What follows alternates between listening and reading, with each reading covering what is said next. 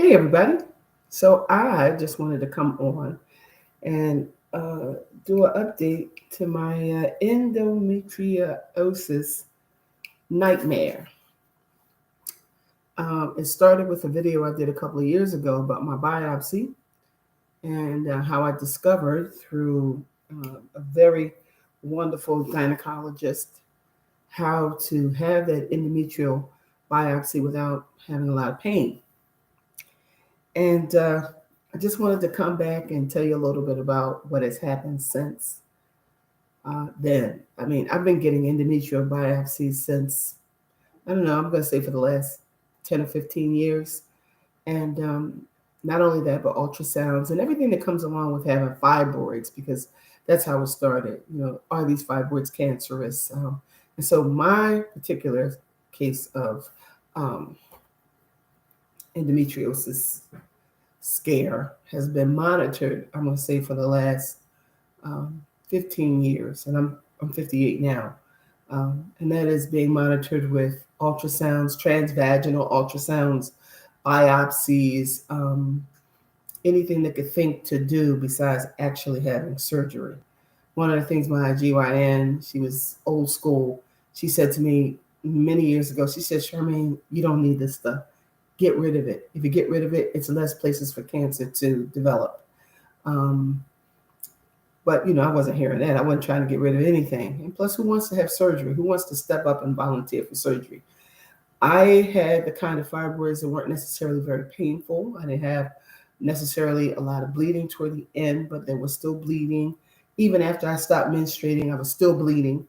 They didn't know if it was cancerous or if I was bleeding because the fibroids themselves were bleeding. I had thickening of the uterus, which of course is consistent with fibroids and also cancer in some cases. And so every year or every other year, I had to go through this endometrial biopsy. And when I changed gynecologists, that's when I had a problem. My gynecologist just she retired, and I miss her to this day. But because when we sat down for my GYN examinations after they were over, she brought out a diagram, and school began for the next 15 minutes or so. And then we did other things. We sang, and we just had a good time.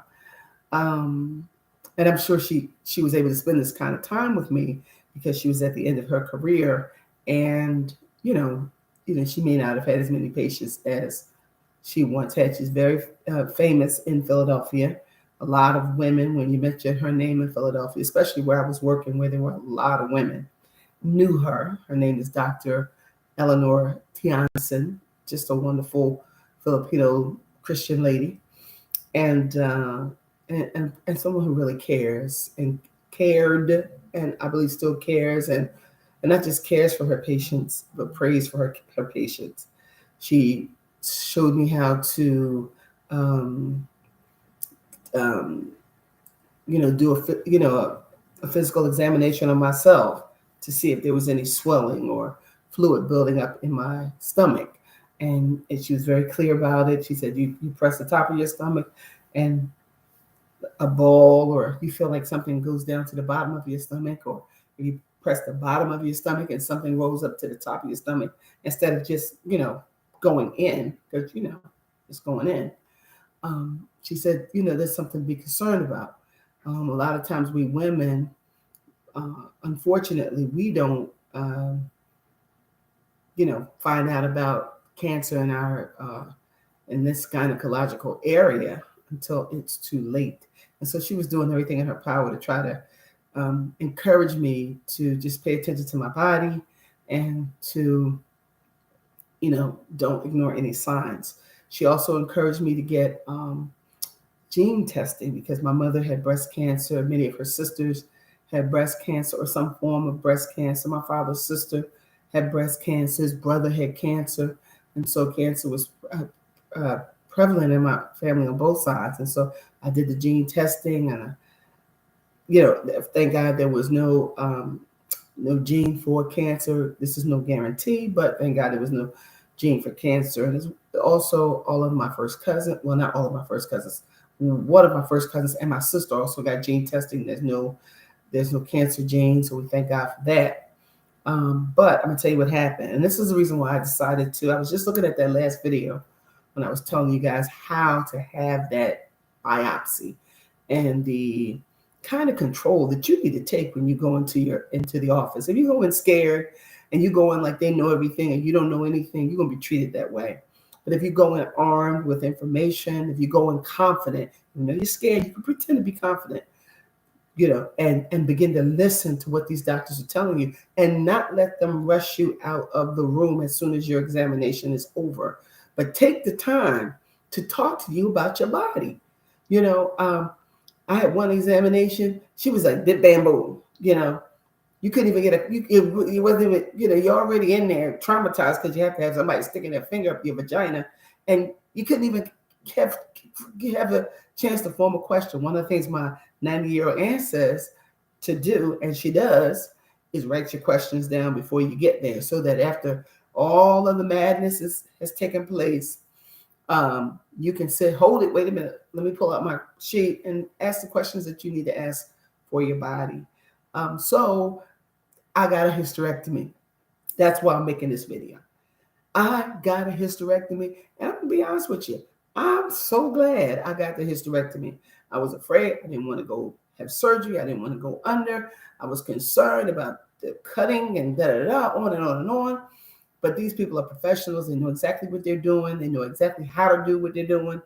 And I was in really good hands. I went to Paley Hospital because I had so many issues with my body in terms of fibroids. My gynecologist recommended I see an oncologist, and so I did. And she's at the top of the food chain and the top of her game. She's a young woman, Asian. I think she's Chinese. I'm not real sure, but I think she said she was Chinese.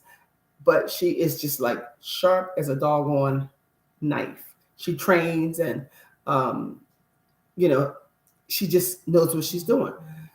So I had seen her for a few years when I was trying to figure out, should I have a hysterectomy? Because I was thinking, why can't I just live with these fibroids? I'm all right. I'm not bleeding that much. It's not that uncomfortable. I can deal with anything besides having surgery.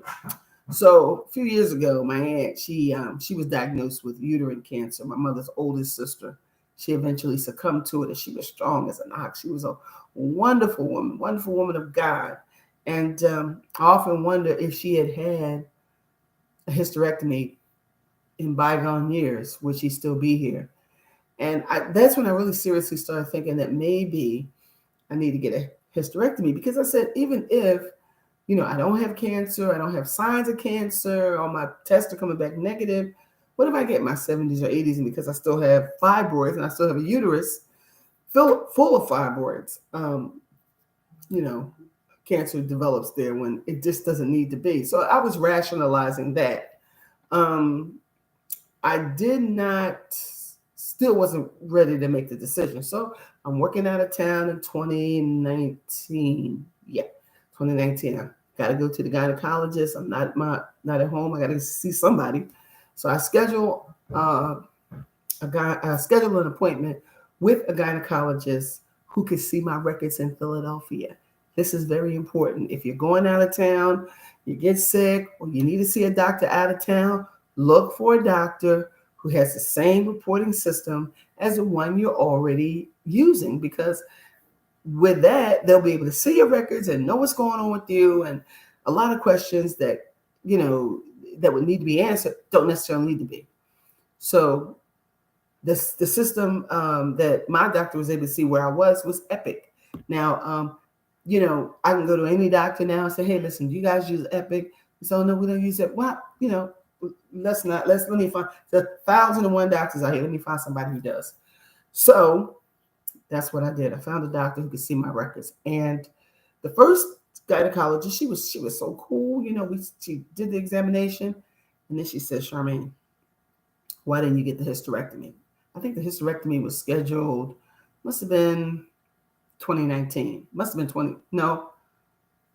No, I saw her in 2020, I think that, yeah, the hysterectomy was scheduled. Must have been 2018, October. She said, "Why didn't you get it?" I said, I said, "I'm okay. I'm not like, I was scared. That's why I didn't get it. I was scared. I didn't want to have surgery."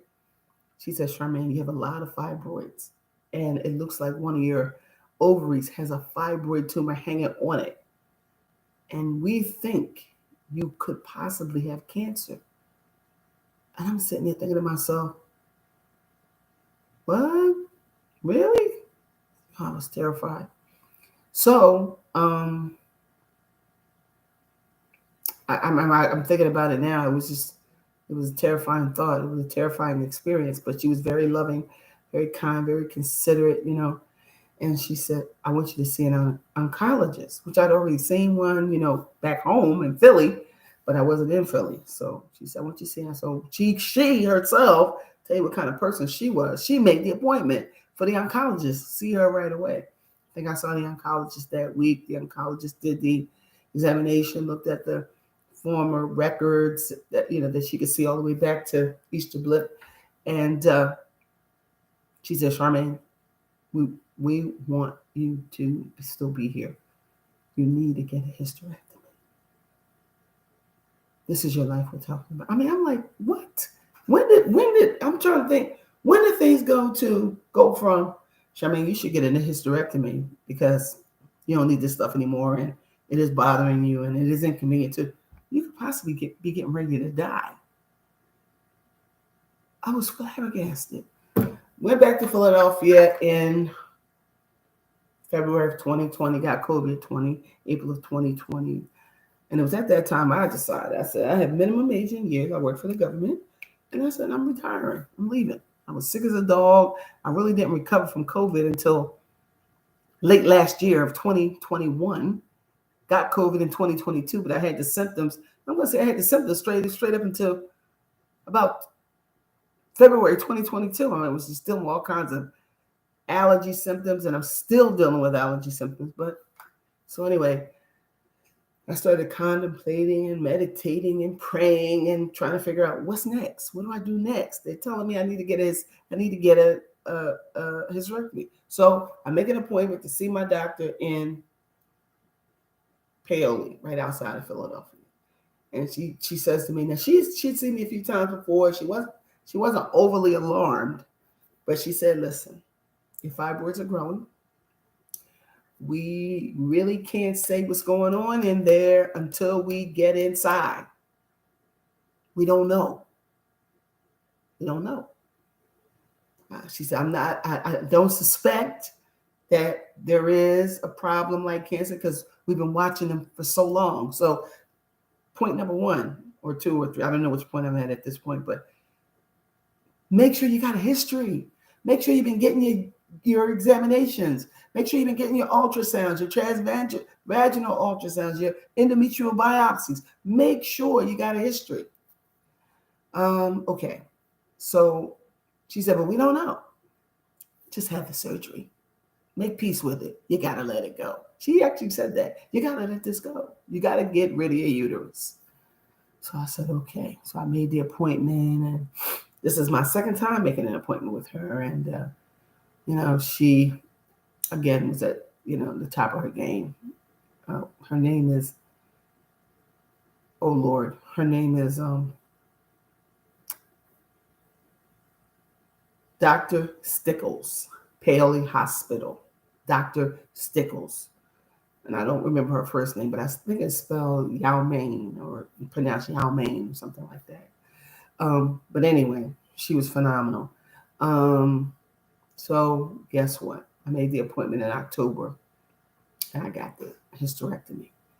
And it was the best thing I ever had to do. They went in, they took out the uterus, the ovaries. I mean, here's another thing too. When you go, at least in my case, when you went to go have the hysterectomy, you had to, we discussed it. Everything was a discussion. That's what I love about the doctors that I've chosen for my health.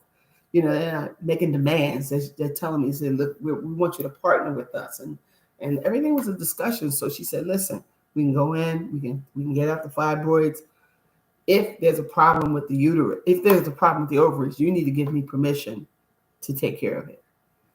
I said, okay. I mean, I didn't want to lose my ovaries, but if something was wrong with them, I don't want you to leave them in there and I got to come back and have another surgery. Take them.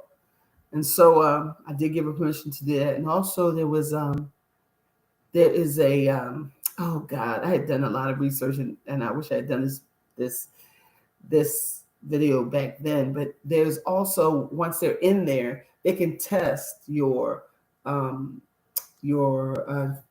tumors. There's sentinel tumors that represent other areas of your body. And if they test these sentinel tumors, they can tell whether or not there's cancer anywhere else. And so I got that test. And so that was pretty cool. And at the end of the day, I didn't have cancer, thank God. And recovery was like not a nothing. I mean, it was just great. Everything was just fine. My pelvic didn't drop and, things that happen during these kinds of surgeries. And so I'm just glad to say that I did finally muster up the courage to get the hysterectomy. I feel better physically. I didn't realize, and this is just what I'm reasoning within myself, those tumors must have really been taking a lot out of me, nutrients, strength, energy, because I really feel a ton better. Is my stomach flat? Well, it wasn't flat when I started. I'm overweight. So I'm just grateful to be alive, okay? And now I got an opportunity to lose some weight, which I probably will. But, I thank God that I'm still here to tell the story. And I want you guys, you know what, my gynecologist, the one in Pittsburgh before I went to see the gynecologist, she said, Charmaine, you're a beautiful lady. We want you to be here. We want you to still be here. And that's what I'm saying to you guys. You're beautiful women. Don't let fear stop you from getting what you need to get done. Take all the tests you need to take. Ask all the questions you need to ask. Do what you need to do. If you need endometrial biopsies every year until you decide to get a hysterectomy, because that's what I was told you're going to have every time you bleed, you're going to have, and I was bleeding like once or twice a year. She said, every time you bleed, you're going to have an endometrial biopsy to ensure that there's nothing wrong. But here's the thing about the endometrial biopsy. There's only a certain amount of samples they can get. They may take 2 or 3 plugs out of that area to test. What if they don't take a plug out of the area that has cancer? So it's not conclusive. So your endometrial biopsy is not conclusive. The only thing that is conclusive is a hysterectomy. And yet, nobody wants to go through it. And God knows, I didn't think I would have to go through it. I'm thinking it could be so much worse. And so I want to say to you ladies, somebody's calling me. I'm going to go now. But take care, and I wish you well.